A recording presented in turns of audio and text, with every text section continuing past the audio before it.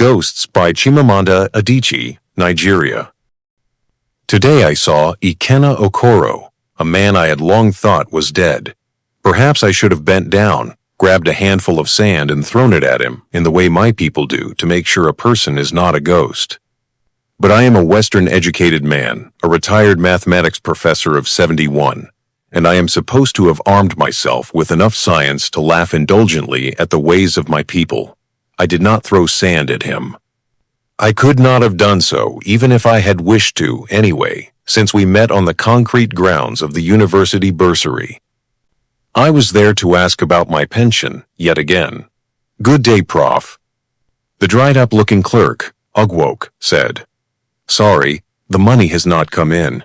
The other clerk, whose name I have now forgotten, nodded and apologized as well, while chewing on a pink lobe of cola nut. They were used to this. I was used to it. So were the tattered men who were clustered under the flame tree, talking loudly, gesturing. "The education minister has stolen the pension money," one fellow said. "We hear he has bought a hotel in Dubai with the money he stole from us. His children will not have to live on the pittance they give us. We will get our money one way or another.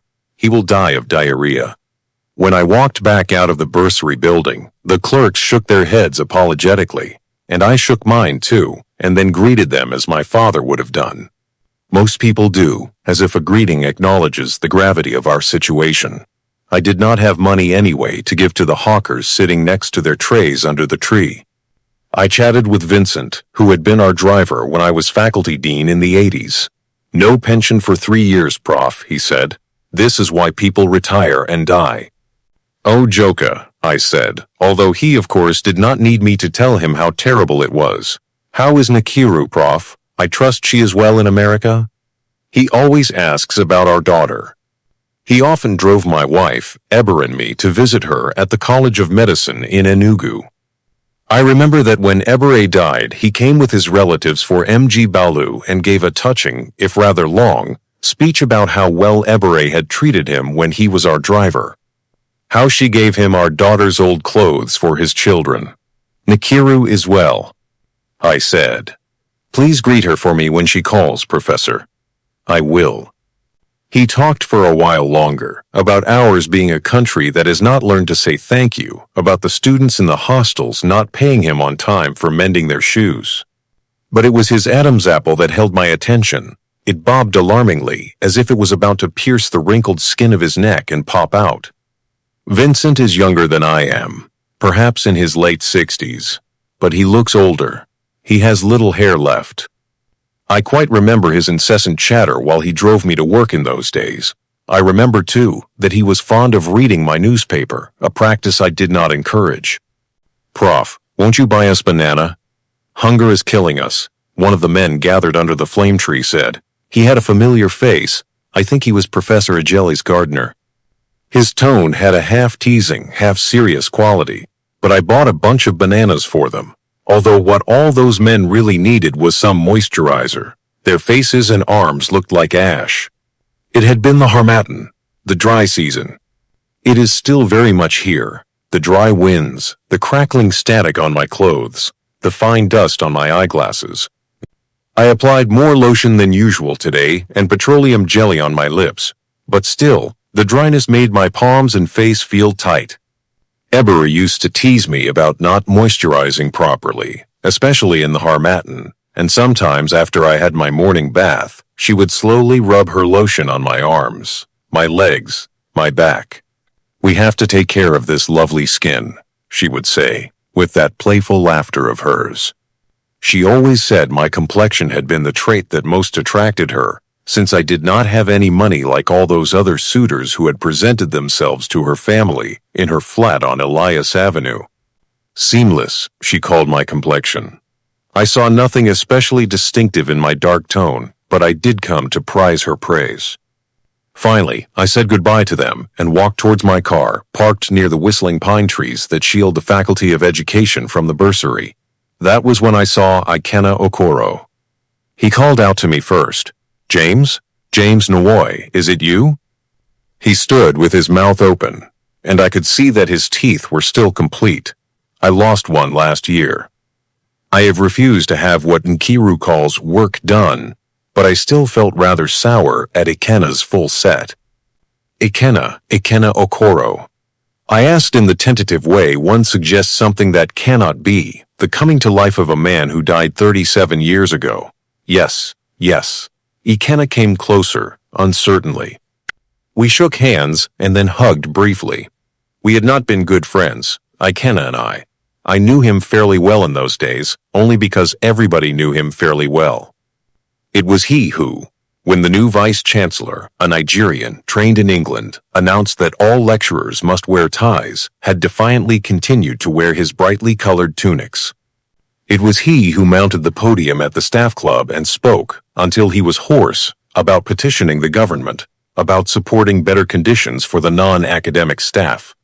He was in sociology, and although many of us in the proper sciences thought that the social sciences people were empty vessels who had too much time on their hands and wrote reams of unreadable books, we saw Ikenna differently. We forgave his peremptory style and did not discard his pamphlets, and rather admired the erudite ascendant with which he blazed through issues. His fearlessness convinced us. He is still a shrunken man with frog-like eyes and light skin, which has now become discolored, dotted with brown age spots. One heard of him in those days, and then struggled to hide great disappointment upon seeing him, because the depth of his rhetoric somehow had demanded good looks. But then, my people say that a famous animal does not always fill the hunter's basket. You're alive? I asked. I saw you leave that day we evacuated. Yes, I remember that day, he said. The 6th of July 1967, the day Nsukka fell to the federal soldiers, and we all packed our things and left campus. We were evacuating with our bundles, driving, walking, some people on foot carrying suitcases, following bicycles and lorries loaded with mattresses and pots. When I saw you turn and drive back towards campus, my family and I were in our Morris Minor. Ebere was consoling our daughter, Zik. Ebere was pregnant again. The crowd was a splotched human centipede with an open mouth. I asked, "Where is Ikenna going?" And you waved and said, "I have to get some manuscripts." Or maybe you said, "I have to go home and get something." I thought it rather foolhardy of him to go back in, now that the shelling sounded so close. I thought it rather foolhardy, too, because I was fearless without being reckless.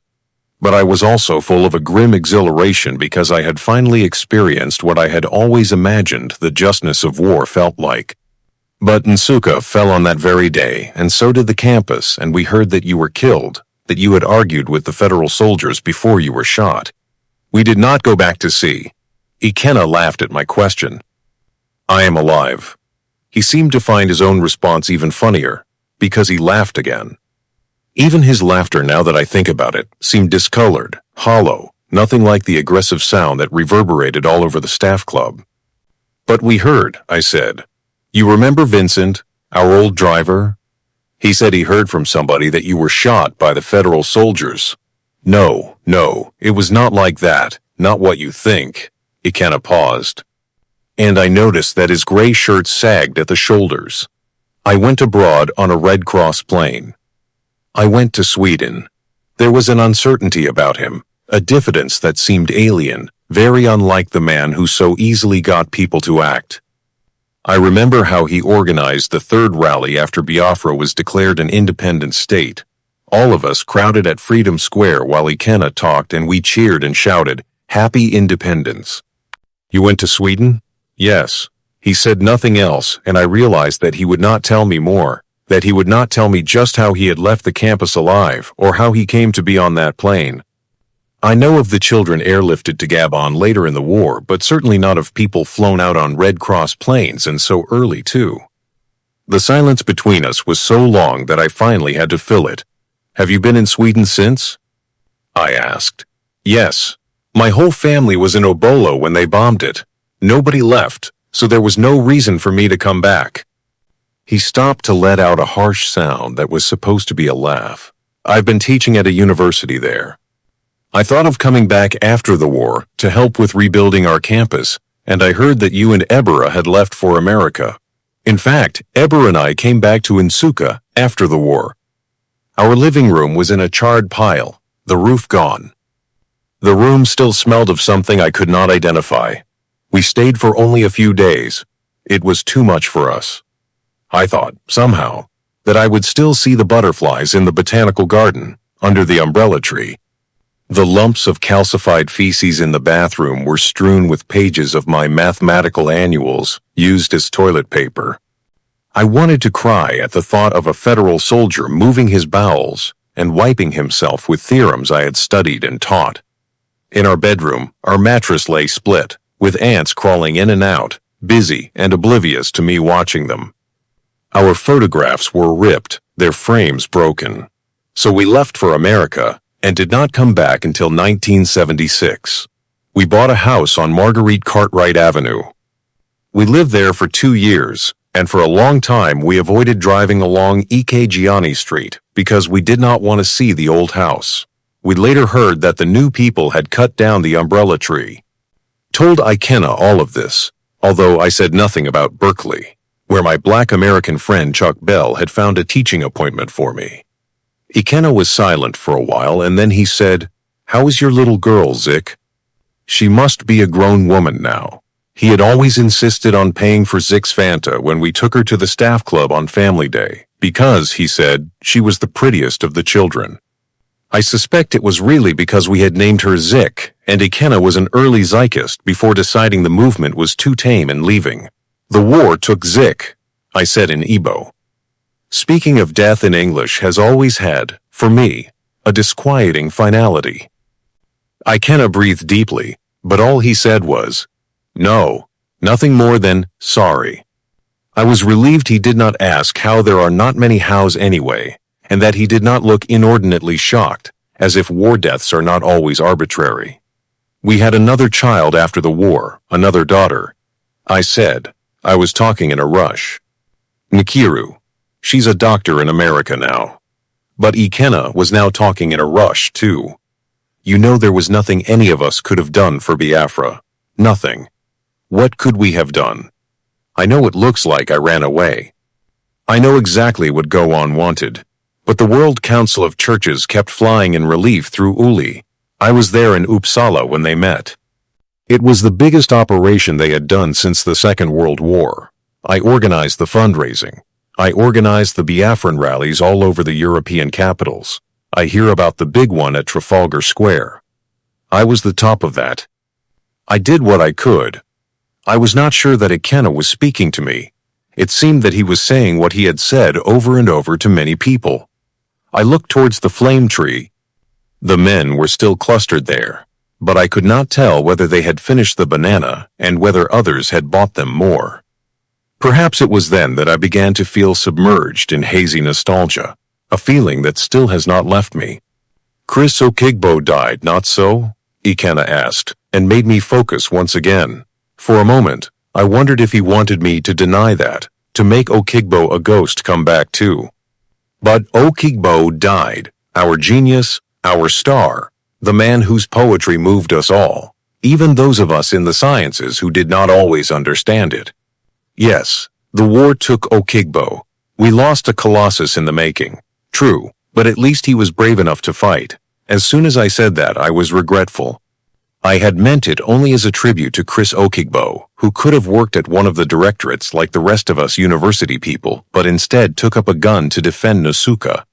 I did not want Ikenna to misunderstand my intention, and I wondered whether to apologize. A small dust whirl was building up across the road. The whistling pines above us swayed, and the wind whipped dry leaves off the trees farther away. Perhaps because of my discomfort, I began to tell Ikenna about the day Ebere and I drove back to Nsuka after the war ended, about the landscape of ruins, the blown-out roofs, the houses riddled with holes that Eber said were rather like Swiss cheese. When we got to the road that runs through Aguilera, Biafran soldiers stopped us and shoved a wounded soldier into our car. His blood dripped onto the back seat. And, because the upholstery had a tear, soaked deep into the stuffing, mingled with the very insides of our car, a stranger's blood. I was not sure why I chose this particular story to tell Ikenna, but to make it seem worth his while. I added that the metallic smell of the soldier's blood reminded me of him, Ikenna, because I had always imagined that the federal soldiers had shot him and left him to die, left his blood to stain the soil. This is not true. I neither imagined such a thing, nor did that wounded soldier remind me of Ikenna. If he thought my story strange, he did not say so. He nodded and said, I've heard so many stories, so many. How is life in Sweden? I asked. He shrugged. I retired last year. I decided to come back and see. He said, see, as if it meant something more than what one did with one's eyes. What about your family? I asked. I never remarried. Oh, I said. And how is your wife doing? Nena, isn't it? Ikenna asked. Ebere. Oh yes, of course Ebere, lovely woman. Ebere is no longer with us. It has been 3 years, I said in Igbo. I was surprised to see the tears that glassed Ikenna's eyes. He had forgotten her name, and yet, somehow, he was capable of mourning her, or perhaps he was mourning a time immersed in possibilities. Ikenna, I have come to realize, is a man who carries with him the weight of what could have been. I'm so sorry, he said. So sorry. It's all right, I said. She visits. What? He asked with a perplexed look, although he, of course, had heard me. She visits. She visits me. I see. Ikenna said with that pacifying tone one reserves for the mad. I mean, she visited America quite often. Our daughter is a doctor there. Oh, is that right? Ikenna asked too brightly. He looked relieved. I don't blame him. We are the educated ones, taught to keep tightly rigid our boundaries of what is considered real. I was like him until Ebere first visited, 3 weeks after her funeral. Nkiru and her son had just returned to America. I was alone. When I heard the door downstairs close and open and close again, I thought nothing of it. The evening winds always did that. But there was no rustle of leaves outside my bedroom window. No swish-swish of the neem and cashew trees. There was no wind outside, yet the door downstairs was opening and closing. In retrospect, I doubt that I was as scared as I should have been. I heard the feet on the stairs in much the same pattern as Eber walked, heavier on each third step. I lay still in the darkness of our room. Then I felt my bed cover pulled back, the gently massaging hands on my arms and legs and chest. The soothing creaminess of the lotion and a pleasant drowsiness overcame me, a drowsiness that I am still unable to fight off whenever she visits. I woke up, as I still do after her visits, with my skin supple and thick with the scent of lotion. I often want to tell Nkiru that her mother visits weekly in the Harmattan and less often during the rainy season, but if I do, she will finally have reason to come here and bundle me back with her to America. And I will be forced to live a life cushioned by so much convenience that it is sterile. A life littered with what we call opportunities, a life that is not for me. I wonder what would have happened if we had won the war back in 1967.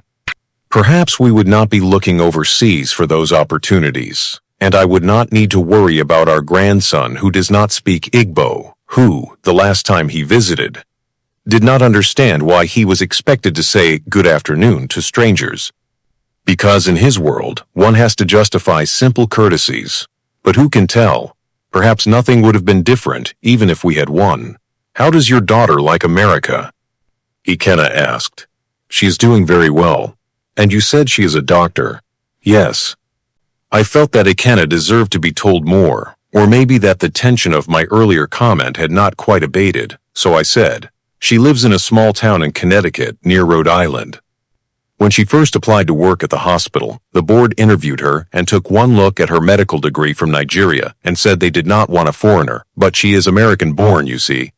She was born while we were at Berkeley. I taught there when we went to America after the war, and so they had to reconsider. I chuckled and hoped Ikenna would laugh along with me, but he did not. He looked towards the men under the flame tree, his expression solemn. Ah, yes, at least it's not as bad now as it was for us. Remember what it was like for us schooling overseas in the late 50s? He asked. I nodded to show I remembered. Although Ikenna and I could not have had the same experience as students overseas, He is an Oxford man, while I was one of those who got the United Negro College Fund scholarship to study in America. The staff club is a shell of what it used to be. Ikenna said, I went there this morning. I haven't been there in so long. Even before I retired, it got to the point where I felt too old and out of place there. These greenhorns are inept. Nobody is teaching. Nobody has fresh ideas. It is university politics, politics, politics, while students buy grades with money or their bodies. Is that right? Oh yes. Things have fallen. Senate meetings have become personality, cult battles. It's terrible. Remember Josephat Udiana? The great dancer. I was taken aback for a moment because it had been so long since I had thought of Josephat as he was, in those days just before the war. By far the best ballroom dancer we had on campus. Yes, he was. I said, and I felt grateful that Ikenna's memories were frozen at a time when I still thought Josephat to be a man of integrity. Josephat was vice-chancellor for 6 years and ran the university like his father's chicken coop. Money disappeared, and then we would see new cars with the number plates of staff that had left years before. Some people went to court, but nothing came of that. He dictated who would be promoted and who would be stagnated. In short, the man acted like the university was his personal property. This present vice-chancellor is following in his footsteps faithfully. I have not been paid my pension since I retired, you know. I'm just coming from the bursary now, and why isn't anybody doing something about all this? Why? Ikenna asked, and for the briefest moment the old Ikenna was there, in the voice, the outrage. And I was reminded again that this was an intrepid man. Perhaps he would walk over and pound his fist on a nearby tree. Well, I shrugged. Many of the lecturers are changing their official dates of birth. They go to personnel services and bribe somebody and add 5 years. Nobody wants to retire. It is not right. Not right at all. It's all over the country, really, not just here. I shook my head in that slow, side-to-side way that my people have perfected when referring to things of this sort, as if to say that the situation is, sadly, ineluctable. Yes, standards are falling everywhere. I was just reading about fake drugs in the papers, Ikenna said. And I immediately thought it a rather convenient coincidence, his bringing up fake drugs. Selling expired medicine is the latest plague on our country, and if Ebra had not died the way she did, I might have found this to be a normal segue in the conversation. But I was suspicious. Perhaps Ikenna had heard how Ebere had lain in hospital getting weaker and weaker, how her doctor had been puzzled that she was not recovering after her medication, how I had been distraught, how none of us knew until it was too late that the drugs were useless. Perhaps Ikenna wanted to get me to talk about all this, to exhibit a little more of the lunacy that he had already glimpsed in me. Fake drugs are horrible, I said gravely, determined to say nothing else, but I may have been wrong about Ikenna's plot, because he did not pursue the subject.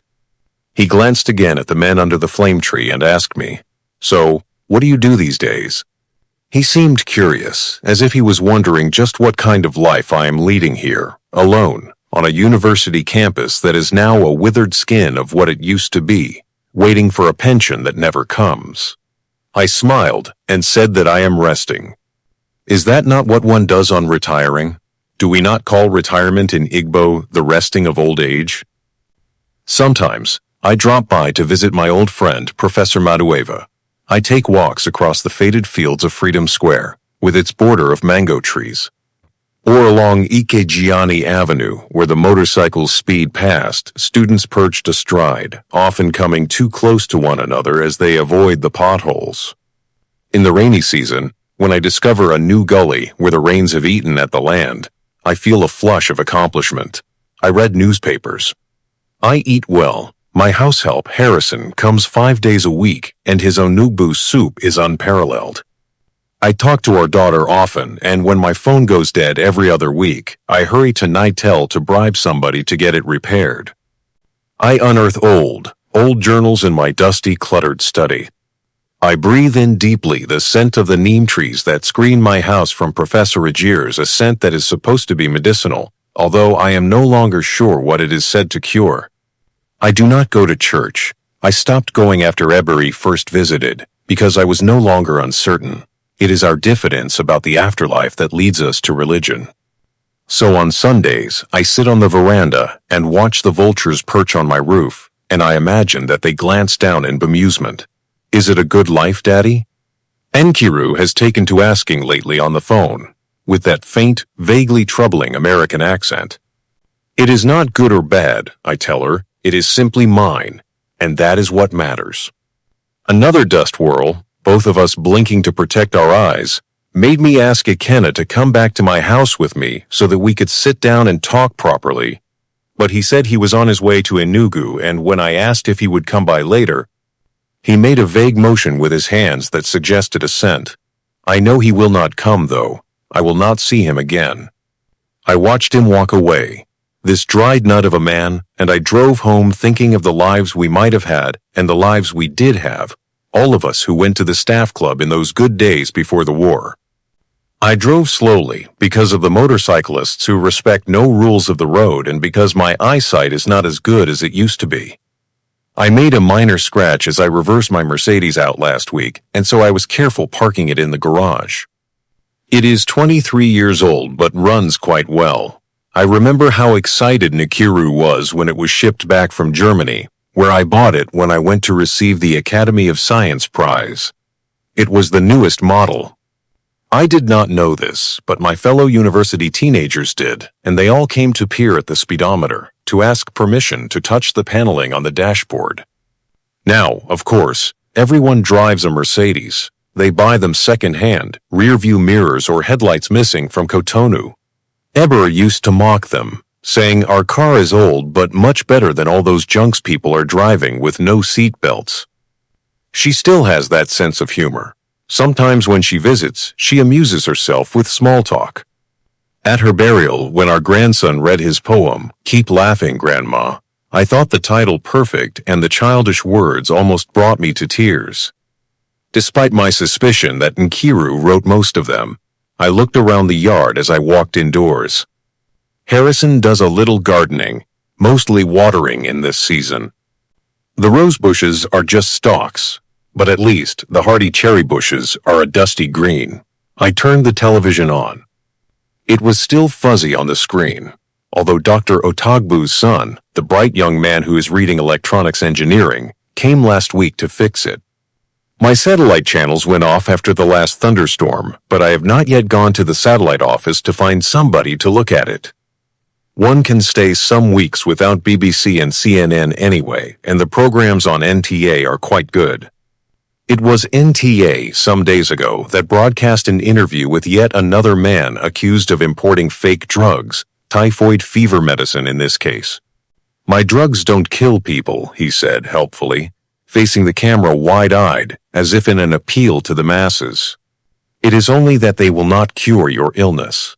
I turned the television off because I could no longer bear to see the man's blubbery lips. But I was not offended, not as egregiously as I would have been if Ebere did not visit.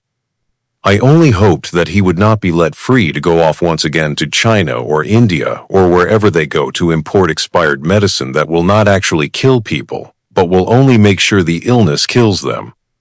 I wonder why it never came up, throughout the years after the war, that Ikenna Okoro did not die.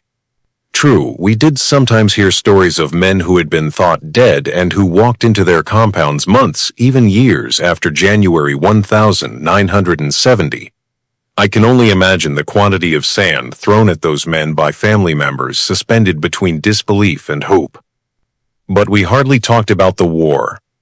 When we did, it was with an implacable vagueness, as if what mattered were not that we had crouched in muddy bunkers during air raids, after which we buried corpses with bits of pink on their charred skin.